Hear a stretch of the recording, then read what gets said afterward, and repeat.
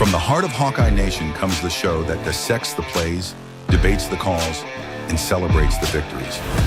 This isn't just a podcast. This is your unfiltered access to the mind of two diehard fans. They live and breathe black and gold, and they're here to give you the honest, raw takes you won't find anywhere else. Get ready for deep dive analysis, passionate debate, and a unique perspective.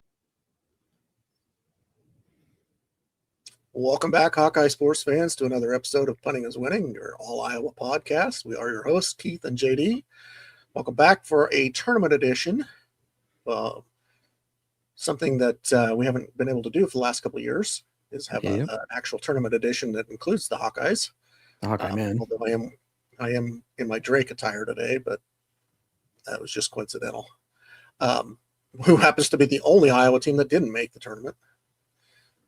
But that's not relevant to this. But congratulations to all the Iowa teams that made the tournament, men's and women's, and best of luck to Northern Iowa, and the Iowa women. We won't wish luck for the Iowa State side at all because I'm a Hawkeye fan. I don't wish them luck. Why would I wish them luck? I'm not one of those that's like, oh well, it's tournament time, I'm going to root for anybody in the state of Iowa. Nope. Sorry. Doesn't work that way. Well, I'm going to tell you right now, this is, if you're a basketball fan, this is the time of year that you're just chomping at the bit, because this is the everybody's 0-0 right now. You made the tournament. You're clean slate. Nothing from what has happened in the past means anything at this point. So it's win or go home, and that's the way it should be. And I love it. I don't want a double elimination type of situation. I don't know, that too many variables, too many weird things go on. I just one and done. If you lose, you're gone. You go home. So that's, to me, that adds so much to the excitement level in this. I just love it. It's a good time of year. Yeah, and it's nice to have a vested interest in it this year. Yeah. The last couple of years, 23, I think was the last time Iowa was in. In the last couple of years, I've watched passively, and I'm one of those that college football bowl season's the same way for me, but I don't care who's playing. In March Madness, that first round those first 2 days are the pinnacle of the sport to me. Yeah. No, I agree. They're more exciting than the days that follow. There's a reason why it's called the least productive 2 days of any time during the year for people on their jobs. Because nobody's doing their job. Everybody's watching. If they've got a TV available to them, they're watching the games. I'll have to make sure that when I'm at work this week that I put the games on the screen behind me in my office. Well, if you're not going to be able to watch it, then just do what I do. Is if I can't watch a game, I record it, and I have with YouTube TV. There's a way to record whatever games you want whenever you want. So it's pretty nice. Well, it is nice that the Iowa doesn't play till Friday, even though they are the first game on Friday. Of the Friday evening. No, they play at 5:50. Oh, I thought I read where they played at 12:15. No, or 11:15. No, they play at 5:50. Oh, well, that's even better. I'll be home by then. Yeah, you'll be home to watch it. Yeah, okay. 5:50 p.m. I kind of swore I saw that it was. No, you saw the same thing I saw, and it was 11, and then they changed it to 5:50. Oh, so it is a 5:50 p.m. start. So it is a night game, and we are playing at 5:50, and I believe Northern Iowa then starts at like 6:10. So we'll be playing kind of the same time they're playing. But Iowa State, who we don't really mention, plays early, like at 1:50 or something. So all those that are inclined for that can watch that, but. 5:50 is the time to really think about and keep in your mind. It's on TNT, by the way. Okay. So let's get go ahead. Let's get question of the week first. Question of the week last week was, we asked what you thought the Iowa seeding was going to be for the men's and women's. Had a 9 and a 2. And we had a 10 and a 2. It was a 10 and a 2. Yeah. And that was pretty close, which was, it ended up being a 9 and a 2. And I think we talked about this last week, and I said, I think if they win a game in the Big Ten, it's going to be a 9. If they win 2, it'll probably be an 8. But as it was, even having losing to Ohio State in the Big Ten tournament by 3, Ohio State didn't do any better than, I believe they were 9 also. They were an 8. Oh, they were an 8. So there you go. That I think had Iowa beaten them, they would have flip-flopped. Yeah, it proves my point exactly. So there you go. And had they lost to Maryland, I think they'd have been a 10, which probably might have been better for them, but still limping into the tournament on 5 straight losses is never fun. Well, to be honest, though, the way it was seeded, the way they came out, I don't think Iowa could have gotten really a whole lot better situation being a 9 seed. I think they're the top 9 seed. I think. Well, because then you're looking at who you play in the second round. If you were able to get past Clemson, then you got the 4th number 1 seed, which was Florida. Although and there was 3 7-footers. Yeah, they're very tall, and it doesn't really bode well for Iowa, the matchup. But they play a kind of a similar style as Iowa, a little slower pace. They don't get up and go like a lot of them do. Clemson's exactly the same way. We'll get into that in a little bit, but a 9 seed, I'm fine with that. There's debate. You talked about whether 10 seed would be better and be taking on a 7 seed. And I didn't really look at the 7 seed in that region to see who they would have played had they been a 10 seed. At this point, it's really academic anyway, because they're a 9 and they're playing Clemson as an 8. I was trying to think, wasn't St. Mary's, was it? I'd have to. If it was St. Mary's, that would have been a bad matchup. Yeah, well, see, that's the thing. The 7th seed in that is St. Mary's. So yeah, and they're playing Texas A&M as a 10 seed. But I wonder if that switch would have happened, because I would imagine, based on the way the seeding lines lined up, I think Ohio State probably ended up with the last number 8 seed. So if you flip-flopped Iowa and Ohio State, does Iowa go into that 8 spot where Ohio State's at? And now they're in a different region. Yeah. So then the matchup becomes differently. Wouldn't they have to play Duke in the second round? I don't remember exactly where Ohio State had to play Duke in the second round. Let me look at it. Yes. Yeah. And they would have had to beat TCU in the first, which would have been interesting considering Brock Harding plays for TCU. Yeah, that would have been a little Iowa thing going there, but I think things are fine. I'm not unhappy with the way this ended up being. Usually I feel like Iowa kind of gets thrown into a rougher region. I think this time we're into the better region. I still don't see us getting past Florida, to be honest. I mean, I just don't. It's a bad matchup for Iowa, but I do see us getting past Clemson. I kind of feel like with being a 2.5-point favorite as of it is right now, and it could get bigger, and Clemson losing a very key player and a contributor to an ACL in the tournament, the ACC tournament, things really kind of look good for Iowa at this point for the first round. Yeah, they got to come out and they got to play. They got to start the game better than what they have. Let's before we really talk about that in depth, and we will here in a little bit. Let's get to the question of the week this week, and it's completely related to this subject that we've been talking about. Is the question is, will either the men or the women make the second weekend of the tournament? And I feel like the women will. I don't feel like the men will. That's my opinion. The women have the advantage of being able to play at home 2 games, which that's a potential second round matchup against Georgia is not a fun looking matchup. No, but I mean, I think Iowa's a better team. Yeah, and they're at home. That to me, you got that crowd going. We talked about the crowd last week. This is, if there's ever going to be an advantage to being at home and playing a team that's very similar in style, very similar in talent, being at home and being in front of that Iowa crowd is going to be what puts you over the top. And if you can't get up for it, then don't go to the game, because we need you to be excited and loud and really get behind the Hawkeye women.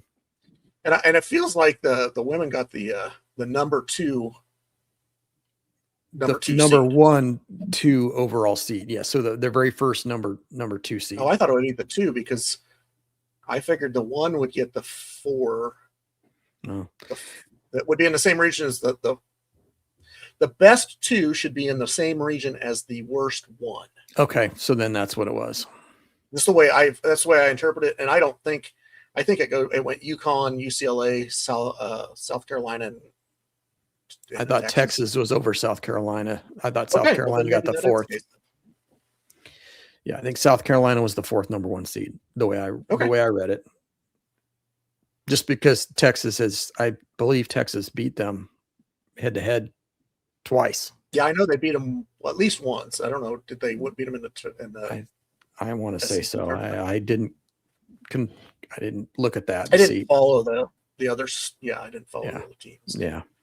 Well, so I did notice that Iowa State got an 8 seed, which is for all the hype that they had at the beginning of the year, getting an 8 seed would be kind of they should look at that as a complete letdown of a season. And if they were happy and were able to get past their first round opponent, then they get Duke. Or I mean UConn. UConn, which they will not get past. No. They've already played UConn and got humiliated just like the Hawkeyes did. Yeah. Just like about everybody else who's played UConn has been humiliated. With the exception of Michigan. Michigan played them tougher. I don't understand that one, but that's okay. Matchups. I always say it. Matchups, absolutely. Well, let's talk a little bit more about the women and their draw and the region that they're in.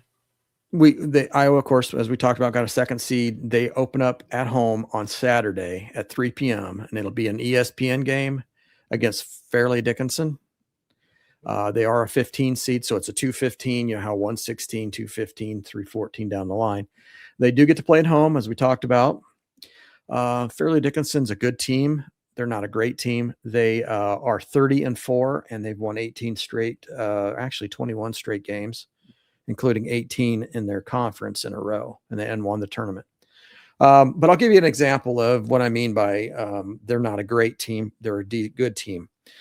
The teams that they've lost to this year, they lost to Purdue by 19. They lost to Rutgers by 10. And they lost to Notre Dame by 46. So anybody with and they swept everybody in their conference and some other little odds and ends teams that aren't very good. So you take it for what you want. Losing by 19 to Purdue and 9 by 10 to Rutgers is kind of telling me that Iowa should own them pretty easily. I think so. The reason I kind of get that is that they're not a tall team. Their tallest starting player is 6 foot. Okay. And she's a freshman. So they must be 3-point shooters. They do have other players that are taller, but they don't start. They're kind of off the bench types, and I don't think they're that great. So their main player is Ava Renninger. She averages 12.7 points a game, 5.8 rebounds, and plays 36 minutes a game. She's a 5'6" guard. She's a sophomore. Their next best point scorer is Kaylee McDonald. She's a 5'9" guard. She's also a sophomore. She scores about 12.1 points a game, 4.9 rebounds in 34 minutes. We talked about tallest player, 6 foot, Leah Crosby. The team averages 69.1 points per game, but gives up 51.3 points. They're not a good 3-point shooting team, averaging 34.8% 3-point shooting, 72% free throw shooting. I don't see Iowa having much trouble here. I see Ava Hayden just absolutely dominating. I see Ava Hayden having 22 to 24 by half. Yeah. And not playing a whole lot in the second half. It's a good chance to give Layla Hayes some run in there, provided she doesn't get foul trouble. With her being 6'4", 6'5", she going against maybe 6 foot or 6'1" or 6'2", depending on if they bring the girls off the bench. She should be able to own the paint, not only from a rebounding standpoint, but from scoring. She just has to not get too excited. I think she gets excited. Sometimes she gets the ball. She doesn't exactly know what she wants to do with it. Sometimes she just holds it thinking she's going to pass to somebody else, when in reality, all she has to do is turn, take 2 dribbles, and have a layup. And I don't think she looks at that option too often. I think she's scared to put the ball on the floor. Well, at this point, maybe that's a good thing. Don't want to do that with, because if you're looking at a bunch of like 5'6" to 5'9", 5'10" guard type of girls, then they're going to be handsy, and they're going to be, anytime you put the ball down low, you're running a risk of turning it over. Yeah, don't do that. Don't put the ball on the floor if you're that, especially if if you're by yourself and they're all out guarding, then do it. But if you're inclined to be 6'5" and put the ball in the center on the floor in that lane, then there's a good chance you're gonna have taken from you. So 6'5" height is negated by that. Yes. So keep the ball up out of there and just either turn and shoot or take your Euro step and go to the basket. So I'm just assuming, and I know you have to play the games, but I assume Iowa's going to get past the first round game with Fairleigh Dickinson at home. The next one, you need to probably play the winner of the Georgia game, whoever they play. There's a play-in game to determine who plays Georgia. Arizona State. It is. And I don't know who the other one is. Another Power 4 school. Chances to me are that you'll end up playing Georgia on Monday. At some point, I don't know what times will be on that, but if Iowa gets by, Georgia gets by, that's the game. I think Georgia is a good matchup for Iowa. They kind of remind me a little bit of like a Michigan State. Virginia. Okay. And that could be, either one of those. So, but they kind of remind me, Georgia reminds me a little bit like a Michigan State. They're pesky. They're good. They can beat you, but you also could beat them very easily too. I mean, they could have there's just, if you catch them on the wrong day, you can blow them out. And if you catch them on a good day, blow them out. If you catch them on a bad day, you can get beat by them. So, just Iowa's got to go in loose. Just play the game the way you know how to play it. Play the way you've been playing all year. And I think we get by the second round, or at least past the second round to the Sweet 16. Looking at the matchups, the potential matchups, getting past Georgia, probably if seeding holds true, TCU or Washington, and we know what we know what we're getting in Washington. TCU, I think, 29-4. Yeah, but you got to remember, I don't think the Big 12 has been weak this year. Has not been the way it has in the past. They're a little weaker, a little down. So yeah, and then if you get past them, I don't even remember. Say that would be a Sweet 16. You'd be in the Elite 8 at that point. Yeah, then you're looking at what is that? South Carolina to make it to the Final Four. Yeah. So then you'd have to play South Carolina after that. Yeah. Not unbeatable. Texas beat them. I mean, they have losses on the season, so I mean, it's not unlikely that they get beat. Like UConn and UCLA obviously are odds-on favorites for this whole deal. But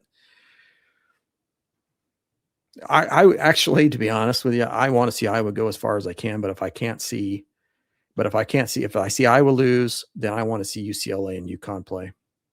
Yeah, championship I think that would be an epic matchup. I would actually, yes, I would make plans to watch that and clear whatever I had on my schedule to watch that. Yeah, I would agree. So we're not going to spend a lot of time on this. If you've got something you want to mention about it, then go ahead. But we're not going to. I was just going to say, I see a path to the Elite Eight. A pretty clear path to the Elite Eight. If they play up to their potential, outside of the UCLA debacle, I mean, they've been playing well. So, I mean, if they play like they played against Michigan or they played against Ohio State or any of those teams at the end of the year outside of that aren't named UCLA, I see a matchup against South Carolina in the Elite Eight for a chance to go to the Final Four. Yeah, I was thinking about this earlier. Iowa has not lost to a team that didn't make the tournament. If you think about it, first team they lost to was Iowa State. Then they lost to UConn. UCLA, USC. UConn. They lost to UConn second. That was their second loss. Then they lost to USC, who was in the tournament. Granted, they're like an 11 seed or something, or 10 seed. They're a 9. 9, okay.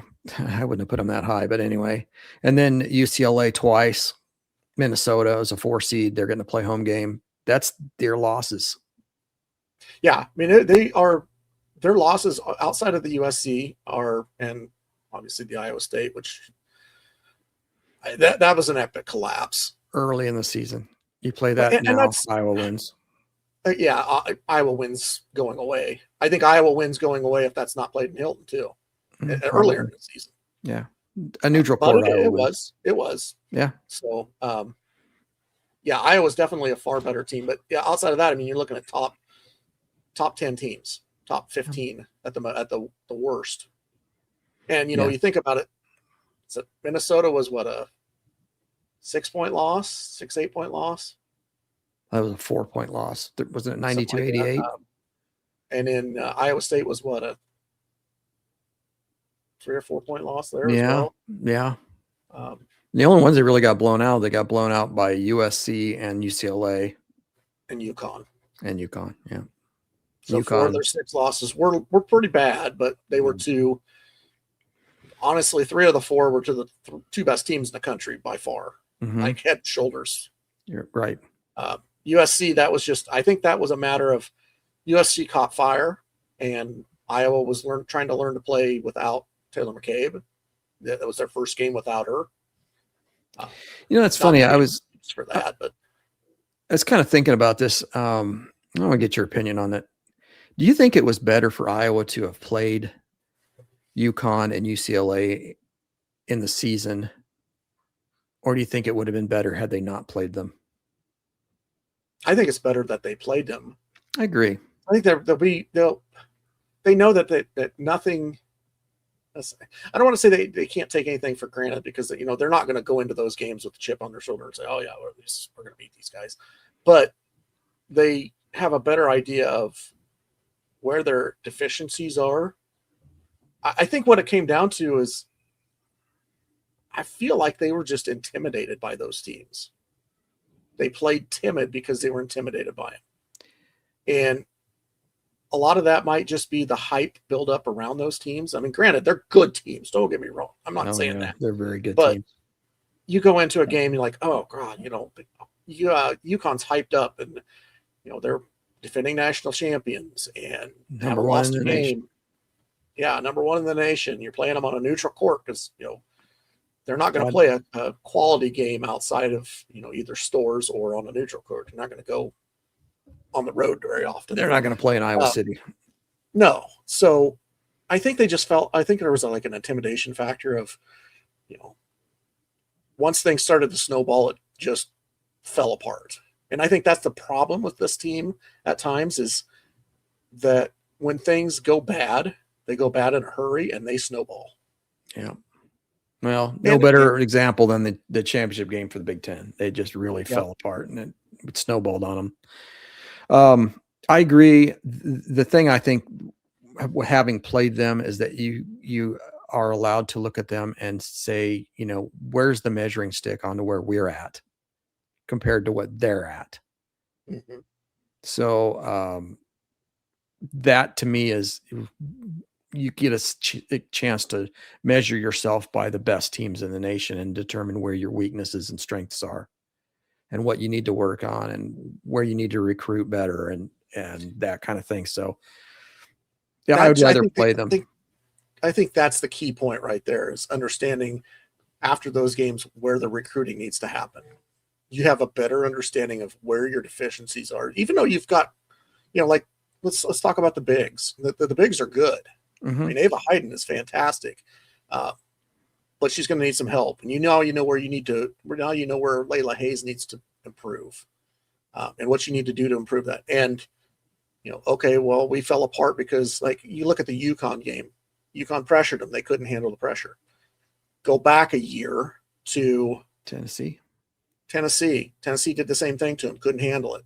It was better this year, but now it was not so much the pressure, the full court press. It was the on-ball pressure in the half court. Tennessee did it to you in the full court. UConn did it to you in the half court in the normal defensive set. Now, how do you combat that? How do you build on that? And how do you get around that? How do you recruit players to be better? And I think that's key. Having played those games and seeing that, it's a lot better. And we talked about it before. Iowa's in a unique position now. They are one of the elites of college basketball, and it's not so much, I don't want to say that they're at the pinnacle or the top right now, like some, like the UConns, the Tennessees, the Texas, South Carolina, UCLA are. But they're not in the situation where they have to really over recruit a player to get them to come to Iowa. Now, it's more of a, hey, we have an opening. We really think you'd fit in well. The pitch is a lot easier than it has been in the past. So,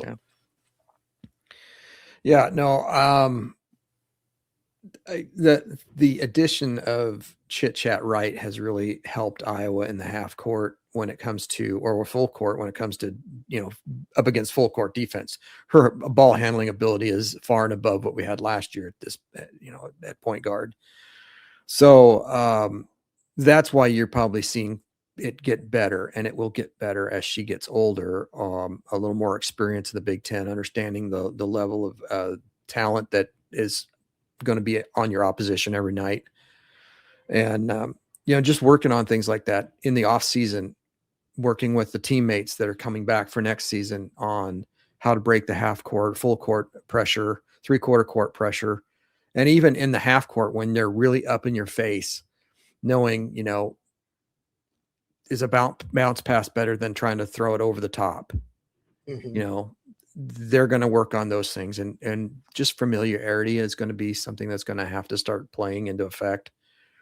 Just learning if this player tends to always flash out to the side instead of taking and going towards the basket, I know that she's going to be there. And if I don't see her there, I know she will be there, as opposed to cut and then cut back and trying to get to do a backdoor type of thing.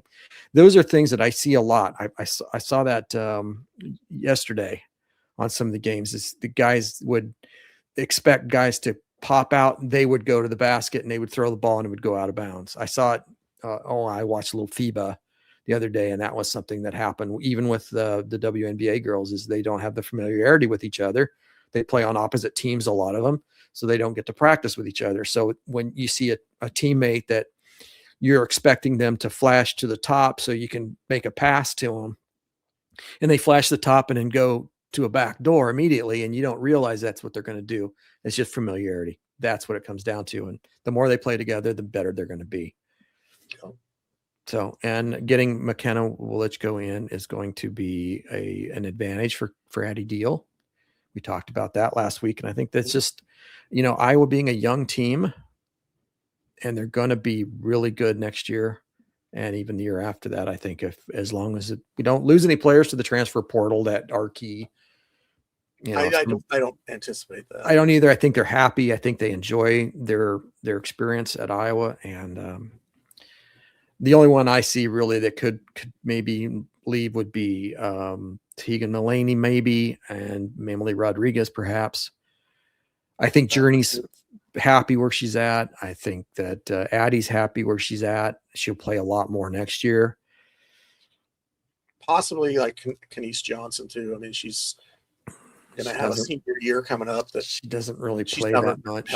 She might go to Drake or UNI or something like that and play a lot more minutes. The pieces that will be that could potentially be leaving are depth pieces more than starter material. I mean, right. Emily Rodriguez might be the only one that's like a potential starter out of that group, but I think she worked well coming off the bench, and I just don't know enough about what's going on with her. Right. So I don't want to make any speculations. Yeah, just we'll have to wait and see on that. We'll have to wait and have patience to see what's going to happen with that. But shift gears to the men. Yeah, let's go over to the men. Iowa got a 9 seed. They'll be playing Clemson on Friday at 5:50. That game is on TNT. For those, check your listings, but I believe TNT is the channel. Clemson is 24-10. Iowa is 21-12. They play at Benchmark International Arena in Tampa, Florida. And Iowa currently is a 2.5 point favorite. I mentioned that earlier. Clemson was 12-6 in the ACC. Their big contributor was Carter Wellington, I believe is his name. Welling. Okay, Carter Welling. And he suffered an ACL injury during the ACC tournament. He averaged 10.2 points per game, 5.4 rebounds, and had just under a block a game average. But the ones you need to worry about that are going to be playing with their leading scorer right now is R.J. Godfrey. He's averaging 11.9 points per game in 25 minutes per game. Clemson's best three-point shooter is a forward named Chase Thompson. He's shooting 40%, but he only averages 8 minutes a game. In my opinion, I think Iowa should be able to win this game, but they're going to have to play the kind of defense that they played against Nebraska and Iowa City. It's going to have to be a smothering type of defense. Both teams play on a very slow basis. You're not going to see a lot of up and down with these two teams. They both have a very, very slow pace of play, very deliberate pace of play.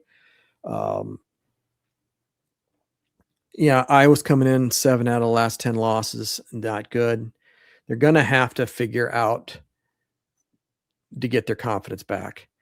And I hate to say this, but they're going to have to rely on people other than Bennett Sturtz. Bennett Sturtz can't be the best. He can't be there every time and be the leading scorer. He's just going to have to he's going to have to dish at some points.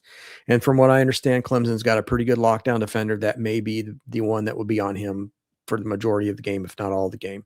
Now, obviously he'll have to sit out.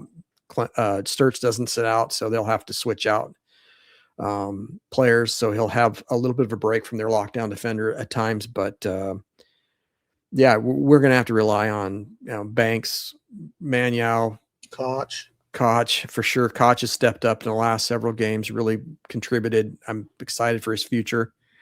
Just going to have to play a really good game. You like I said before, you're 0-0. You lose, you go home. You win, you go on. And don't want to see Bennett Sturtz go out on a one-game loser out of the NCAA tournament. Wouldn't be a very fitting end to his career, just because he's such a winner. I don't know. What are your thoughts? I think they'll be ready. I think the whole season has been an eye opener for some of them. This is a step up for virtually everybody. It is for everybody. Let's just say that, because Cooper Koch played 10 games last year and he didn't play against any real quality competition. He played against the lower division, the quad 3 and quad 4 games. While he was available. I don't know. He may have been available for part of the Iowa State game, but I don't think he played much anyway if he did. Right. But so you're looking at everybody who's stepping up in the world. And I think they had to learn how to lose, and how they just need to learn how to close out some games. I mean, think about the games that they've lost. It's a 2-point one to Maryland, a 3-point game to Minnesota, a 4-point game to Iowa State, a 3-point game to Michigan. You were tied at the end of regulation with Nebraska. You had a 3-point loss to Ohio State. Yeah. There's 6 games right there and then the Penn State game. Yeah, absolutely. Forgot about the Penn State game. They had that one won basically and collapsed in the last few seconds. The only games that they've actually been out of, the second Purdue game, Michigan State, the Michigan State game, and that's pretty much it. Yeah.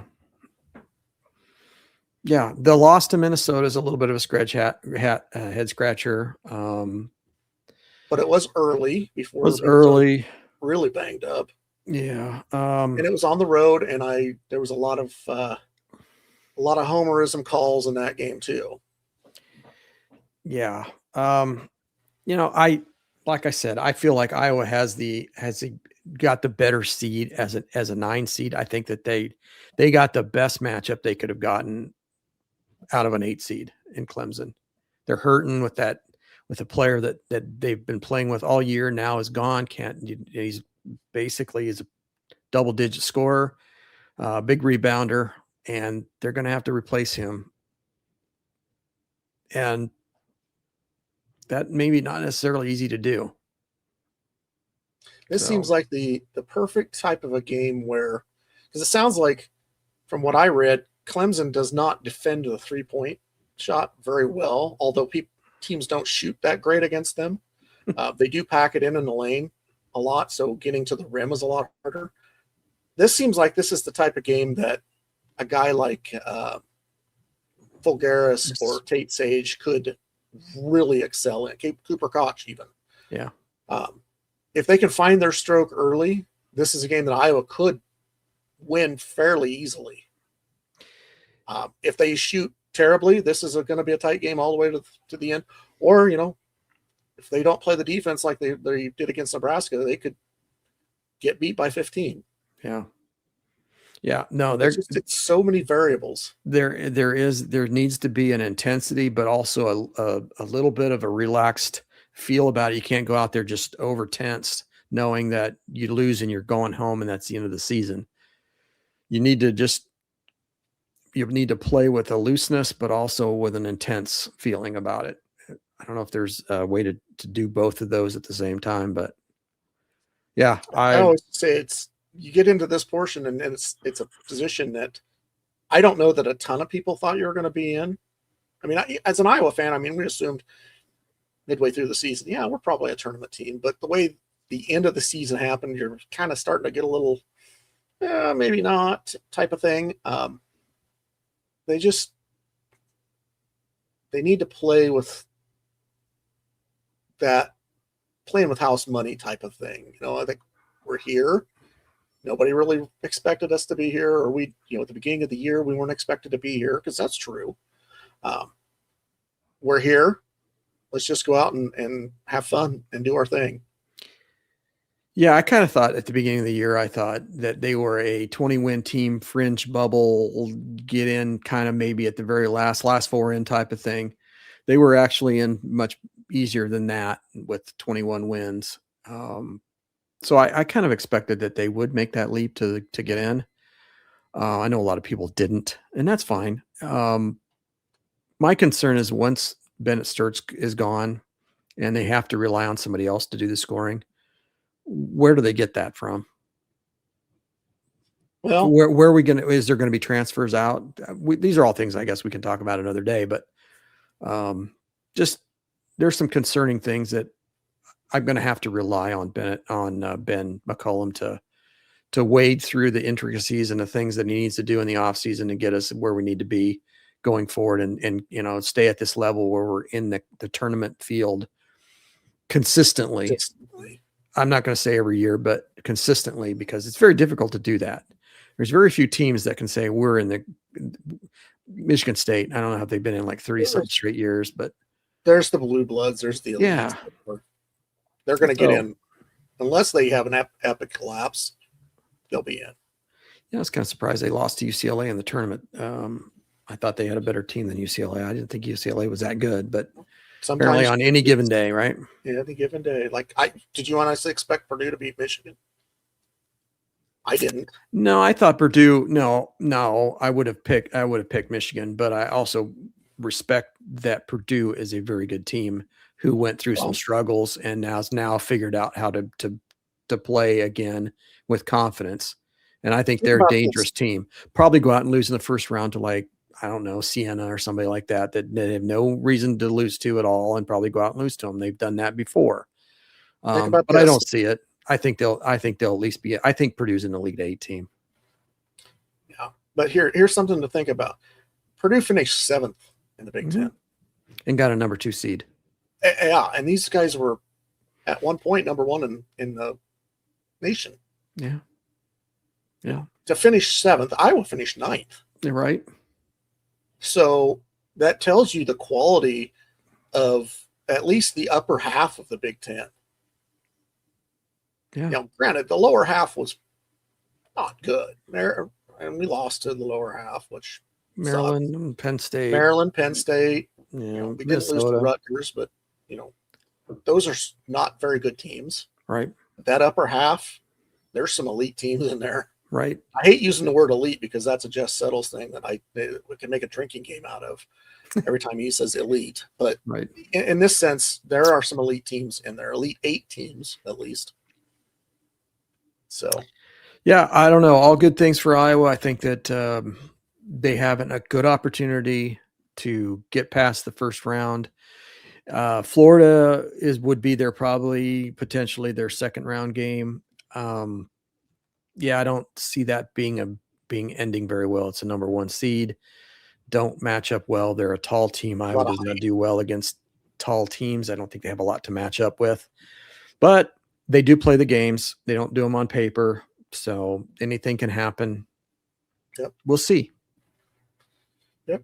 I say good luck to them, and maybe they'll surprise us and get past that first weekend. Right. We'll keep this relatively short tonight. I do want to talk about Iowa baseball and softball, how they're doing. I'm just going to touch on it quickly. Iowa baseball took 2 out of 3 from Penn State and State College. Iowa's 2-1 in the conference and 13-6 overall.